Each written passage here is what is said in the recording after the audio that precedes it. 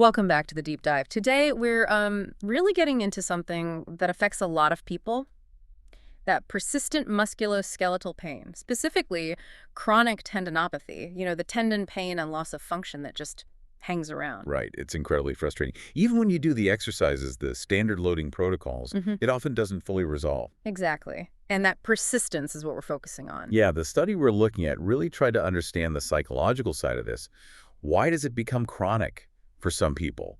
They wanted to compare people with chronic tendinopathy that's symptoms for at least 3 months against controls without it. And this is based on a pretty solid foundation, right? A systematic review with meta-analysis. That's right. 21 studies, Mhm.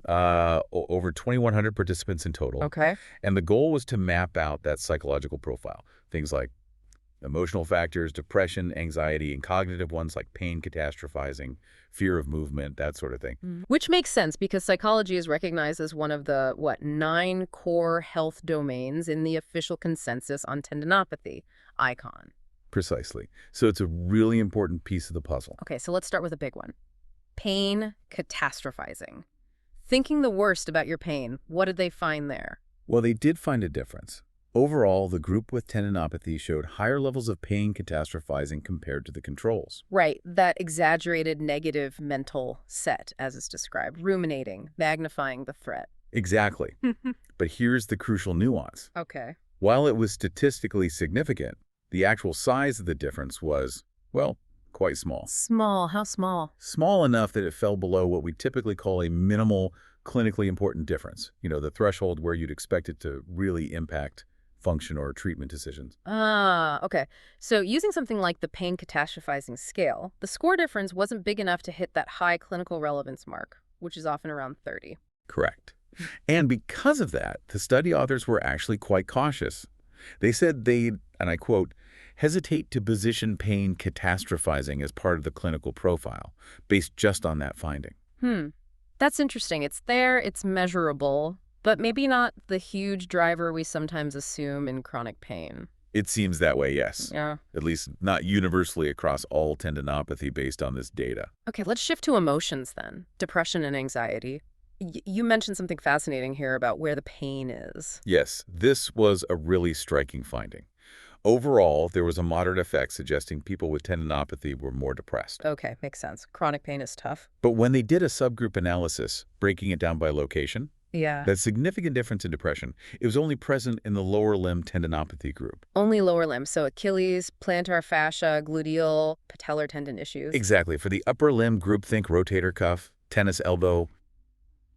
There was no significant grip difference found in depression levels compared to controls. Wow. And anxiety.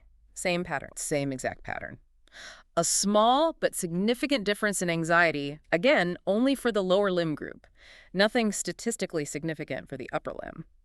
That's a really clear split. It is. And just to add, a couple of studies also looked at general mental health scores, and those also showed poorer mental health overall in the tendinopathy group compared to controls. So lower limb pain seems to carry a heavier emotional burden, at least in terms of depression and anxiety. Why Yeah. might that be? Well, that leads us perfectly into probably the most surprising finding of this whole analysis. Okay, I'm ready. It's about kinesiophobia, the fear of movement. Right, the idea that moving will cause more damage or pain, that irrational fear, we often assume that's central to chronic pain. We do. But this meta-analysis found no group differences in kinesiophobia between those with persistent tendinopathy and the controls. Wait, really? No difference? None overall. When they pooled all the studies, there wasn't a statistically significant difference in fear of movement levels. That really goes against the grain, doesn't it? I mean, we often talk about kinesiophobia being comparable in things like Achilles tendinopathy to levels seen in chronic low back pain. Exactly. And that's a key point the authors highlighted. In chronic low back pain, fear avoidance and kinesiophobia are often major players. But here, in tendinopathy, synthesizing the data, that link just wasn't consistently showing up across the board. So let me recap the no difference findings then. No overall difference in kinesiophobia. Correct. And also no differences found for general self-efficacy. No group differences there either. Or for basic personality traits like extroversion or neuroticism. Nope, none found for those either based on the studies included. Okay, so the psychological picture is quite specific, a bit more catastrophizing, but maybe not clinically huge. Definitely more depression and anxiety, but only if it's in the lower limb.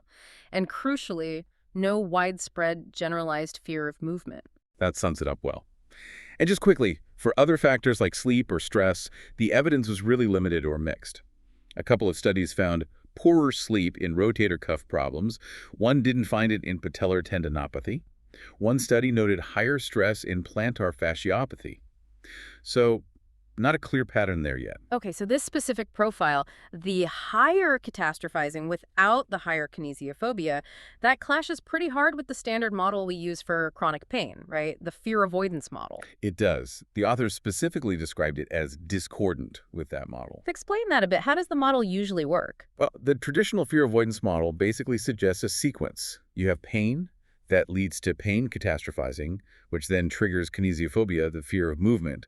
That fear leads you to avoid activities. Which then causes deconditioning, more disability, and often depression because your world shrinks. Exactly. It's a cascade where fear is a central driving link. But this data seems to be missing that crucial link. The kinesiophobia part isn't showing up strongly overall. Precisely. That key fear-related cognition seems to be absent, or at least not significantly elevated across the tendinopathy population as a whole, according to this analysis. The chain is broken, or maybe it works differently here. So the model's prediction that disability and depression stem primarily from that avoidance behavior might not be the main story for tendinopathy. It suggests it might not fully apply, or at least not in the same way it does for, say, chronic low back pain. Okay, if it's not primarily fear avoidance, let's circle back to that lower limb difference. Why the higher depression and anxiety there? You hinted at an avoidance idea, but a different kind. Right. The leading hypothesis, and it makes a lot of sense intuitively, is about the inescapability of the pain trigger in lower limb issues. Ah, okay. Explain. Think about plantar fasciopathy or Achilles tendinopathy. The pain happens during walking, standing, maybe running. These are fundamental activities. They are incredibly difficult to consistently avoid in daily life. You can't just decide not to walk for 3 weeks. Right. Whereas if you have, say, tennis elbow or a rotator cuff problem, it's painful, it's limiting, but you can often adapt more easily. You might be able to consciously avoid lifting that way or using that arm for certain tasks. You can find ways to escape the pain trigger more readily. Exactly. You have more options to avoid provoking the pain in the upper limb. But with the lower limb, the simple act of getting around becomes a constant source of pain or worry about pain.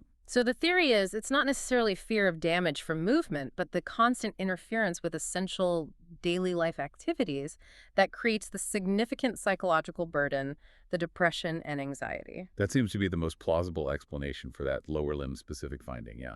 The constant, unavoidable nature imposes a greater psychological load. So what does this mean practically for clinicians or, for someone listening who's dealing with this? If kinesiophobia isn't the main target, how should treatment perhaps differ from treating chronic back pain? Well, it strongly suggests that approaches heavily focused on graded exposure to overcome fear of movement, which are often central in chronic low back pain rehab, might not be the most critical element for tendinopathy. Clinicians should be aware that their patient might have significant negative thoughts, that catastrophizing tendency we saw, Right. but they might not present with that classic overt fear of movement or activity avoidance driven by fear. So the focus shifts? Perhaps. It might need to shift more towards directly addressing those negative cognitive patterns, catastrophizing, and helping the patient manage the psychological distress caused by the pain's interference with their life, rather than solely focusing on proving movement is safe. Okay, this is all really thought-provoking, but we absolutely have to put on the brakes for a second and talk about the caveats. You mentioned grade criteria earlier. Yes, and this is critical. Yeah. The certainty of the evidence for all the meta-analyses reported in this review was judged as very low. Very low. That sounds, well, not great. Why? It was mainly due to concerns about the risk of bias in the original studies they included, and also because there was high inconsistency, meaning the results varied quite a lot between different studies looking at the same factor. So what does very low certainty mean for us, for the listener? It means we need to be cautious. These findings point towards a potential psychological profile, but future higher quality research could quite possibly change these conclusions. We have a signal, but it's not a definitive picture yet. Got it. And what about other explanations for, say, the higher depression and anxiety in the lower limb group? Could it be something else entirely? That's another important point the authors raised. Conditions like gluteal tendinopathy or plantar fasciopathy are more common in older adults, All right. and older populations often have higher rates of other health problems, comorbidities, which themselves are strongly linked to depression and anxiety. Things like cardiovascular disease, diabetes, other chronic pain conditions.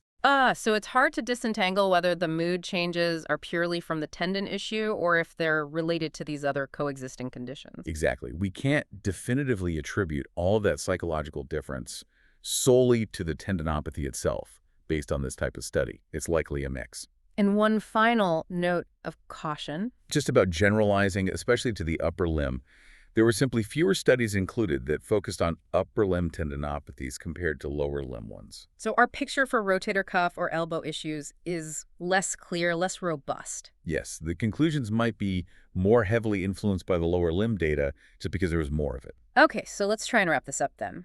This deep dive suggests the psychological landscape of chronic tendinopathy is, well, unique. We're seeing signs of elevated depression, anxiety, especially when the pain impacts unavoidable activities like walking. Right, the lower limb connection. And we see higher pain catastrophizing, though maybe the clinical impact of that specific difference needs more research. But the big surprise, really, is the lack of significantly higher kinesiophobia overall. No generalized fear of movement driving the problem across the board. And that's the real challenge to conventional wisdom, isn't it? Yeah. It tells you that the straightforward linear fear avoidance model probably isn't the full story for chronic tendon pain.